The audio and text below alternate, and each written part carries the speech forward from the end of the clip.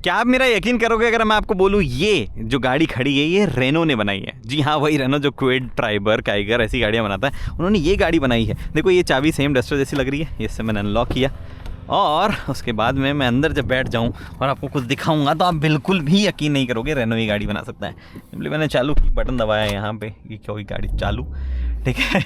यहाँ पे हमारे पास में ट्रैक मोड, एक बार चलने दो, आप सच बता रहा हूँ, मैं यकीन ही नहीं करोगे। स्पोर्ट मोड दबाए रखूँगा इसको तो जाएगी ट्रैक मोड में।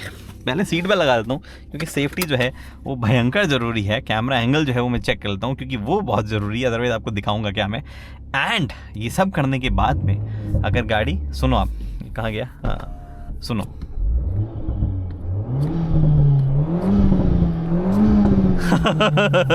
रुको, आप चलाते हो तो बिल्कुल भी यकीन नहीं करोगे। ये मैं लिया गाड़ी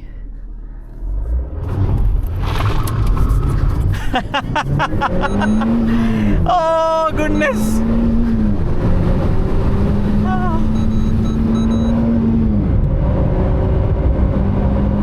ये 1.8 लीटर का निसान से सोर्स किया हुआ इंजन है जो कि रेनो ने लगाया है अपनी एल्पाइन या एल्पाइन आप कह लो A1110 में। एल्पाइन आप जानते होंगे फार्मूला 1 टीम की वजह से। जी हाँ, वही एल्पाइन, वही एल्पीन जो है उसकी हम बात कर रहे हैं। What a brilliant car this is. एक काइंड ऑफ कहते हैं ना कि अफोर्डेबल स्पोर्ट्स कार की कैटेगरी में इसको कंसिडर किया जाता है। एक बार की मैं इस गाड़ी को जो है वो आपको वापस नीचे करता हूँ, मैं हर बार भूल जाता हूँ इसकी इंडोर रोल डाउन की बड़ी। यहाँ पे इसका टर्बो का साउंड सुना आप, ठीक है, ऐसे नहीं सुन पाओगे, हाँ अब सुनना, यहाँ सुनो। भाई बहुत ही सुंदर गाड़ी है। एक एक करके हर एक चीज़ों की बात करने, वरना ऐसे मज़ा नहीं आएगा आपको। सुंदर, ये बात शायद इस गाड़ी के लुक्स के बारे में नहीं कहेगा हर कोई, लेकिन इसकी सुंदरता इसके हर पार्ट में की गई इंजीनियरिंग और अटेंशन टू डिटेल में है। सुंदरता इस बात में भी है कि जहां कार्स का मज़ा लेने के लिए अब हाइब्रिड असिस्टेंस के साथ साथ एडेड वेट को भी सहना पड़ता है, एल्पीन जैसे ब्रांड्स अभी भी रॉ मैकेनिकल मशीन ऑफर करने में जुटे हैं। A110 के कुछ और ट्रिम्स भी आते हैं जिसमें इंजन ट्यून और एक्सपेंसिव कार्बन फाइबर से और ज़्यादा पावरफुल फील देने की कोशिश की गई है, लेकिन ये स्टैंडर्ड कार जो आप वीडियो में देख रहे हैं इसी की सबसे ज़्यादा तारीफ होती है। क्यों? क्योंकि it is all about the beauty that lies in its detail. Okay, तो थोड़ा डिटेल में बात करते हैं। चाबी के साथ शुरुआत करते हैं। चाबी डस्टर में देखी आपने, एग्जैक्टली वही चाबी है भाई। तो रेनो है, मैं तो बोल ही रहा हूँ शुरू से। यहाँ पे आपके पास में लॉक अनलॉक, ये आपके पास में बूट अनलॉक करने का आता है, खुलता नहीं है बूट। एंड ये आपके पास में गाड़ी अगर आपको लोकेट करनी है तो लाइट वगैरह के साथ में, इतने से ही फंक्शन है और कुछ ऐसा ज़्यादा फंक्शन है नहीं इस चाबी में। हालांकि चाबी जो है वो थोड़ी सी बुरी लगती है, तो उसके लिए एक बहुत अच्छा सा कवर दिया गया, अभी अंदर जाके मैं आपको दिखाऊंगा, वो दिया गया, उसकी बात हम बाद में करेंगे। बट यहाँ पे जो है चीज़ें दी गई उनकी हम बात करते हैं। सबसे पहले ये यहाँ पे लाइट्स है आपके पास में, DRL जो है वो भी बनी हुई है, आप देख पा रहे हो, एल्पाइन उसमें लिखा हुआ है। गुड लाइट्स, बिकॉज लाइट्स यहाँ पे भी है, हाई बीम जो आप जलाते हो तो ये भी जल जाता है। काफ़ी अच्छी लाइट्स एक्चुअली रात में जो है ओवरऑल हो जाती है, तो लाइट का कोई इशू नहीं है। तो काफ़ी लो प्लेस्ड है, फ्रंट में पार्किंग सेंसर दिए गए हैं और आपके पास में जो है साइड में पार्किंग सेंसर्स नहीं है, तो उसका मतलब समझ ही सकते हो, ऐसा पार्क ऐसे टाइप कोई फीचर नहीं है। एक्चुअली अभी अनलॉक नहीं हुई क्या, मैंने सिर्फ पार्किंग ये अनलॉक मैंने की। यहाँ पे जाता है 95 ऑक्टेन फ्यूल, हालांकि 98 रिकमेंडेड है, बट 95 डलाओ तो भी काम चल जाएगा। क्यों चल जाएगा भाई, ऐसा अभी मैं उसकी भी बात करूँगा एक एक करके। बट ये देख पा रहे हो व्हील्स जो कि दिखने में एक्चुअली ज़्यादा सुंदर नहीं लगते हैं। 205/45 ZR17 ये साइज़ है टायर्स की, 70 इंचज़ व्हील है। एल्पाइन ब्रेक कैलिपर ऐसा कुछ भी ज़्यादा ब्रांडेड नहीं है। साइड में ये काफ़ी ऑड और काफ़ी पुराना लगता है। इस गाड़ी की डिज़ाइन थोड़ी ऑड क्यों लगी उसका रीज़न बताता हूँ मैं आपको। 235/45 ZR17 ये पीछे है, थोड़ा सा पीछे का प्रोफाइल जो है वो ज़्यादा है क्योंकि ये रियर व्हील ड्राइव कार है। डिज़ाइन एक्चुअली एल्पाइन की A110 आती थी एक ज़माने में, 1954 में जो है ये गाड़ी, मतलब एल्पाइन ब्रांड जो है वो शुरू हुआ था। एल्पीन एक्चुअली कहा जाता है इसको, तो वो जो शुरू हुआ है, कंपनी एल्पीन बोलती है, मैं एल्पाइन बोलता हूँ, वो अलग बात है। तो हाँ, क्या बात करते हैं, उस टाइम जो है सिमिलर डिज़ाइन की गाड़ी आती थी, तो उन्होंने वो रेट्रो लुक को बरकरार रखने के लिए जो है सब चीज़ें की है, तो उस वजह से कुछ ऐसा सा डिज़ाइन है। बट कई क्लेवर बिट्स, कई छोटी मोटी चीज़ें जो है वेट रिडक्शन वगैरह के लिए वो यहाँ पे की गई है। अदरवाइज़ ये 1140 किलो की गाड़ी नहीं हो पाती। दो ओवरऑल फुटप्रिंट ही छोटा है तो हल्की होनी ही थी, but this is genuinely brilliant. मैं आपको दिखाता हूँ एक एक चीज़ें करके। सबसे पहले मैं फ्रंट ओपन करता हूँ हुड, ताकि आपको कुछ दिखा पाऊँ, और जो मैं दिखाने वाला हूँ ऑब्वियसली वो इंजन नहीं है क्योंकि ये रेयर मिड इंजन कार है। खोलो भैया, यहाँ पे हमारे पास में छोटा सा बूट स्पेस, 100 लीटर्स का स्पेस यहाँ पे है। वॉशर फ्लूइड फिल करना है तो आपके पास वो स्पेस है। And this is all, this body यहाँ पे पूरी chassis everything is aluminium, yes 100% aluminium जो है वो उससे बनाई है रेनो ने। और उन्होंने हर एक चीज़ पे वेट रिडक्शन का काम किया है। बताता हूँ मैं आपको कैसे स्मार्टली। सबसे पहले आप देखो और भी कई चीज़ों में किया है, कैलिपर्स की बात कर रहा था।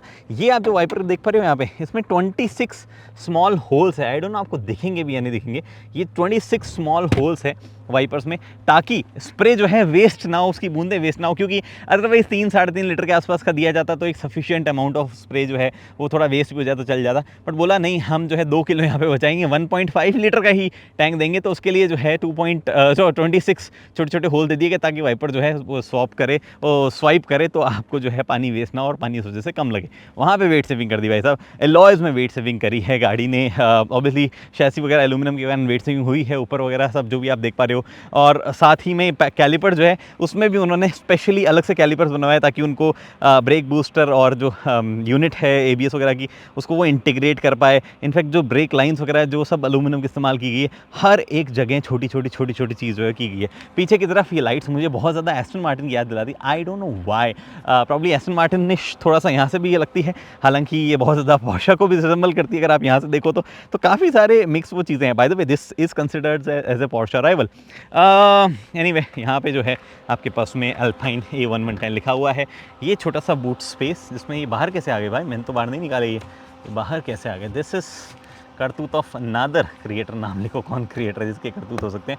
थोड़ा सा स्पेस है, थोड़ा डीप है, बट ऐसे खुलता छोटा सा, तो इस वजह से तो ज़्यादा कुछ एक्सेसिबल टाइप लगता नहीं, बट है ठीक ठाक डीप ये है। बट इसको करते हैं हम फिर से बंद। यहाँ पे एक जो है एल्पाइन का लोगो आता है, एल्पीन का। इंजन जो है मैंने बहुत देर पहले चालू किया था, ऑलमोस्ट 5-7 मिनट तक है ना ऐसे आवाज़ करता रहता। सुनो, ये फ़ैन चलता ही रहता है 5-7 मिनट तक यार। और इंजन के लिए ब्रीदिंग स्पेस एक्चुअली बहुत कम है इस गाड़ी में, जेन्युइनली बताऊं तो। जैसे देखो ये यहाँ पे है थोड़ा सा, ये जो आप देख पा रहे हो, बाय द वे ये कलर जो है फ्रांस के फ्लैग को डिनोट करते हैं। थोड़ा सा यहाँ पे और दूसरी तरफ भी है, ऐसा बहुत बड़े ब्रीदिंग स्पेसेस नहीं बनाए गए। 1.8 लीटर का इंजन जो है, बाय द वे एक और रिलेशन यहाँ पे, अगर आप ये सुन रहे हो, ये फ़ैन जो चलता जा रहा है, DC अवंती आई थी जो कि जिसके साथ बड़े से फ्रॉड और काफ़ी सारी चीज़ें रिलेट हुई थी। उसमें 2 लीटर का रेनो इंजन आता था और वो भी ऐसे ही चलता ही रहता था भाई गाड़ी लॉक करने के बाद भी।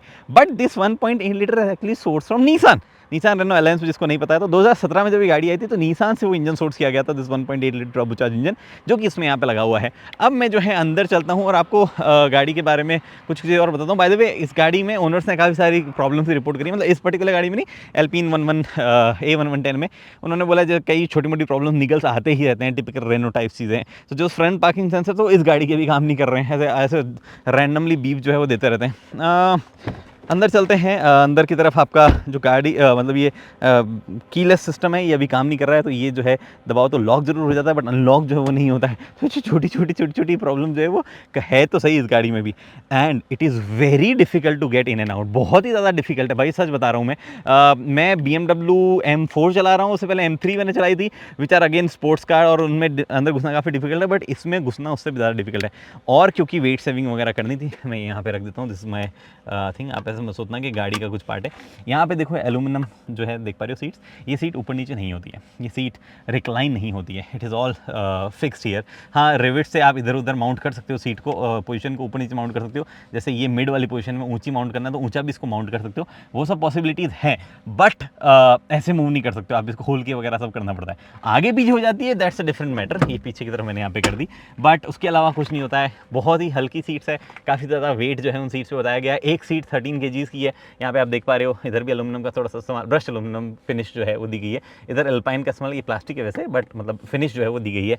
सीट जो है काफ़ी हार्ड कही जा सकती है, ठीक ठाक उसमें अलकंटारा और लेदर वगैरह इधर जो इस्तेमाल किया गया है, इट इज़ गुड, बट ऐसा एक पॉइंट पे हार्ड जो है वो आपको फील होती है। अंदर एंटर करते हैं, मेरे को आपको दिखाना है तो अंदर एंटर करना ही पड़ेगा। हालांकि एक बार बैठने के बाद it's not that big of a challenge.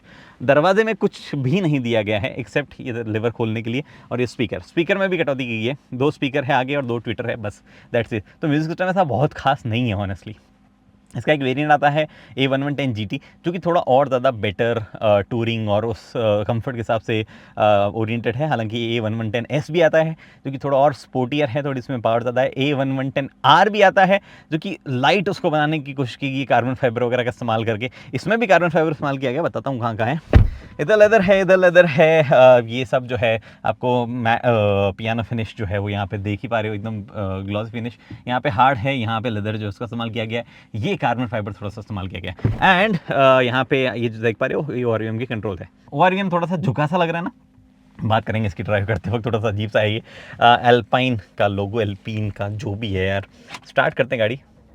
The car sounds actually decent, सच बता रहा हूँ, कार की साउंड ठीक है फॉर अ 4 सिलेंडर 1.8 इंजन, ऐसा बुरी साउंड नहीं है। मैं आपको ऐसा कोई मोड वगैरह ज़्यादा नहीं है, स्पोर्ट ट्रैक 2 मोड्स है ज़रूर। ये मैंने ट्रैक मोड एक्टिवेट कर दिया। साउंड ज़्यादा फर्क नहीं पड़ता, बट सुनाता हूँ, देखना थोड़ा सा विंडो रोल करके सुनो।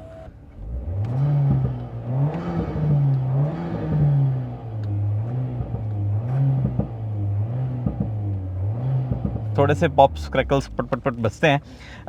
यहाँ पे आपके पास स्टीयरिंग व्हील है and this is a typical French car, जिनको एर्गोनॉमिक्स जो है वो शायद लास्ट चीज़ होगी जो कि वो कंसिडर करते होंगे कि और ज़्यादा नीट स्लीक बनाया जाए।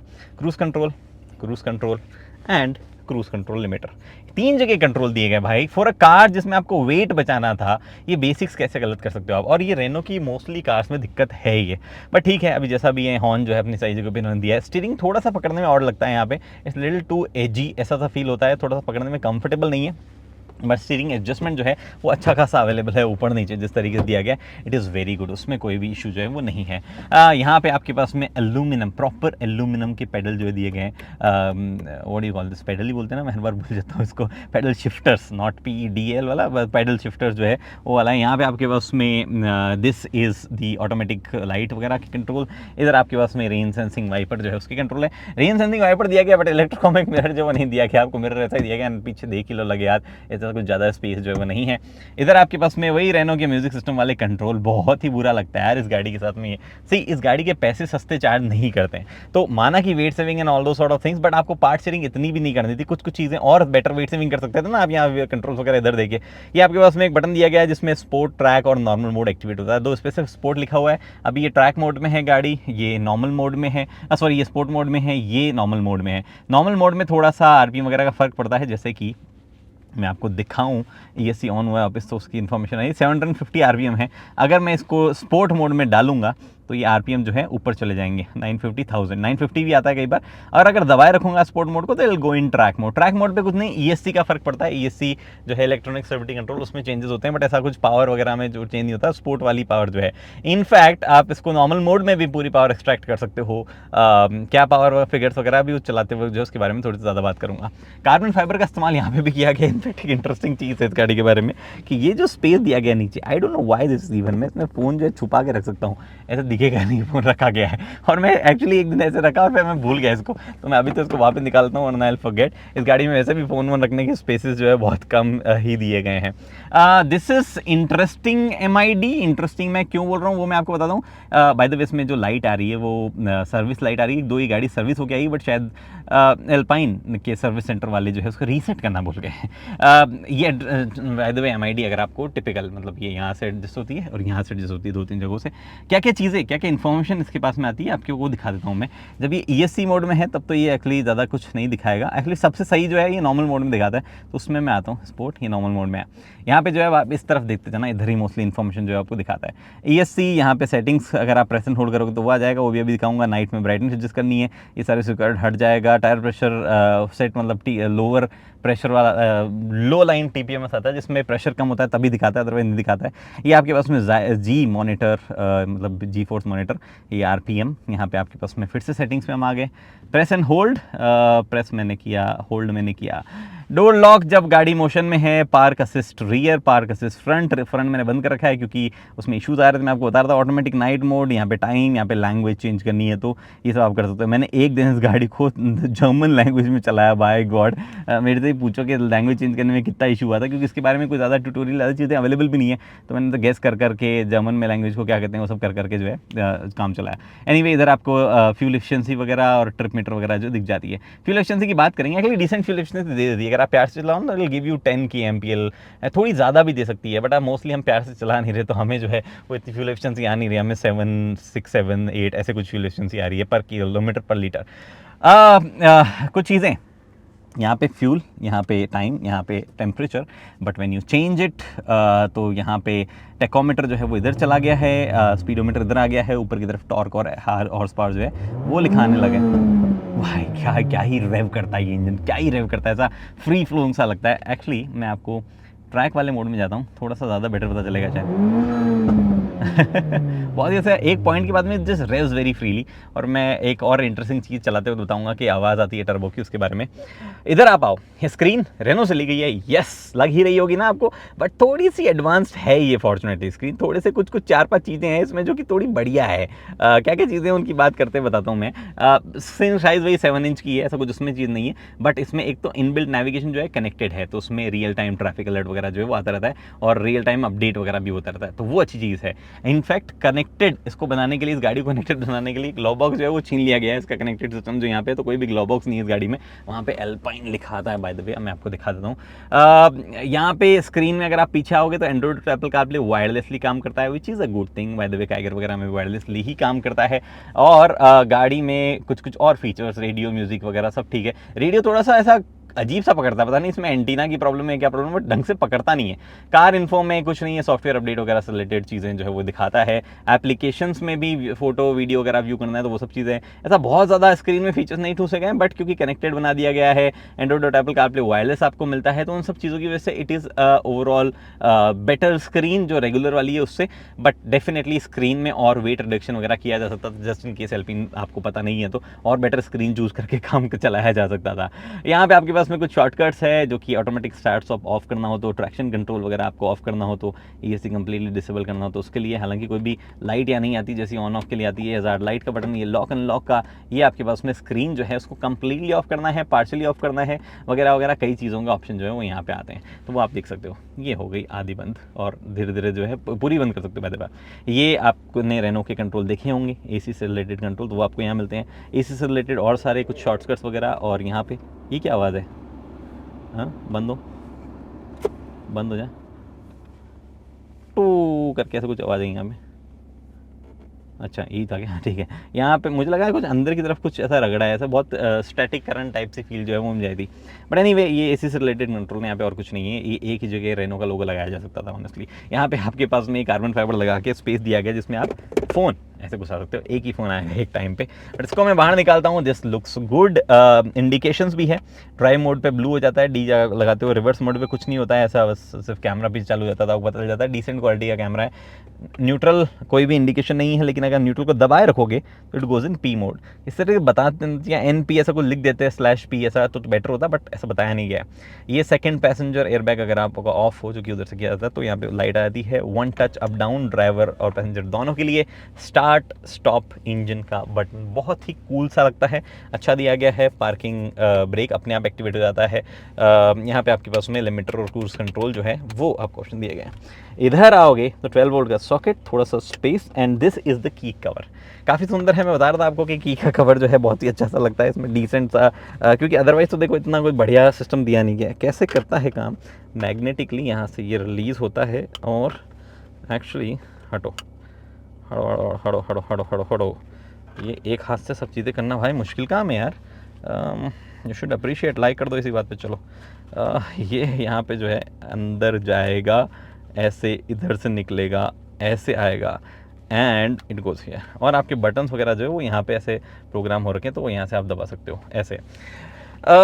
उसके अलावा यहाँ पे हाँ मैं वे से मैं भूल जाऊँ, नीचे की तरफ जो है थोड़ा सा स्पेस दिया गया है। ऐसा नहीं है कि नीचे कुछ स्पेस वगैरह यूज़ किया गया है, क्योंकि fly by wire, not fly by wire but shift by wire वाला सिस्टम है। ऐसा कुछ भी मैकेनिकल लिंकेज नहीं है बटन्स वगैरह में। तो ये जो स्पेस दिया गया, जहाँ पे 2 USB A और 1 ऑक्स दिया गया, थोड़ा सा स्पेस इधर भी बनाया गया। हालांकि आप इस सीट को फोल्ड वगैरह नहीं कर सकते हो, but there is a space behind जिसमें आप मतलब ऐसा यहाँ कुछ रख के पीछे कुछ करना चाहो तो कर सकते हो, दो देयर इज लिटिल कभी space here as well. But इसके अलावा पीछे कुछ नहीं है, ग्लास पेन यहाँ पे लगाया गया है ताकि इंजन की हीट डायरेक्टली अंदर जो है वो ना आए, अदरवाइज वेट रिडक्शन के नाम पे उसको भी जो हटाया जा सकता था। ऊपर की तरफ ये भी जो है ज़्यादा काम के नहीं है, इनमें लाइट्स वगैरह कुछ नहीं आती है, ना ही इधर मिरर आता है, उधर तो आता है, पर ये भी कुछ खास हिस्सा कवर जो है वो नहीं करते हैं। तो वो चीज़ है, मैं आपको दिखाई देता हूँ, अदरवाइज आप बोलोगे दिखाया नहीं, जो कि आप हर बार वीडियो में अच्छे से दिखाते हो, तो उसे छोड़ा क्यों। ये मिरर आता है बट लाइट यहाँ आती है, उससे काम चलाना पड़ेगा। ये माइक्रोफोन है, स्पीकर का कोई ऐसा सिस्टम नहीं है, दो ही ट्विटर, दो ही स्पीकर, जैसे मैंने बताया। सिंपल सी चीज़ें, राइट? प्रॉपरली चला के बताता हूँ कि it is not really that simple. Okay, तो 1140 kilo, 250 horse power, 320 Nm torque वगैरह वगैरह सब बढ़िया है, राइट? बट टॉप स्पीड क्या है, वो भी तो इंटरेस्टिंग फैक्टर है ना। तो वो जो है वो मानते हैं। बाय द वे, अगर आपको लॉन्च कंट्रोल ऑन करना है तो आपको ये दोनों प्रेस कर रखने, लॉन्च कंट्रोल ऑन वाला लिखा रहा है, एंड देन यू कैन, ओह बंद हो गया क्या लॉन्च कंट्रोल? ये मैंने लॉन्च कंट्रोल ऑन कर दो भाई, ऑन।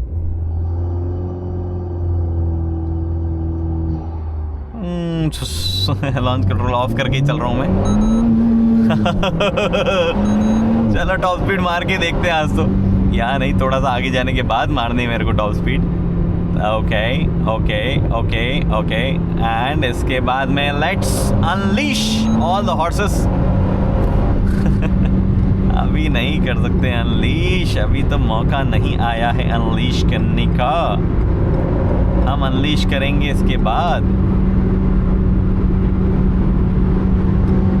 इसके बाद हट जाओ मेरे रास्ते से, मिशन पे निकला हूं। अरे गोल्फ यार, प्लीज यार, वैसे I know you are also powerful and can do equally good speeds. कहाँ आ गया मैं? अरे यार, इतनी अच्छी गाड़ी है, टॉप स्पीड नहीं ले जा पा रहा मैं। ये सब लोग लेन रोक के बैठे हैं यार। People, please get away from my good boy. Let's do it.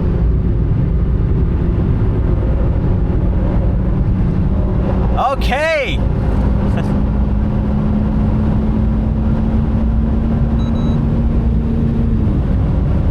थोड़ा सा DCT स्लो तो है, देखो इसका।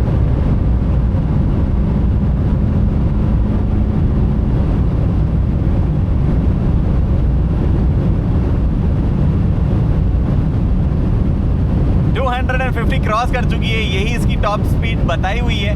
इट शुड बी लिमिटेड, स्पीडों का एरर की वजह से थोड़ी आगे जा पा रही है। मेरे को अपशिफ्ट करने को बोल रहा है भाई, गियर बॉक्स ही अपशिफ्ट करने को क्यों बोल रहा है जब गियर बॉक्स ही 7 स्पीड का है।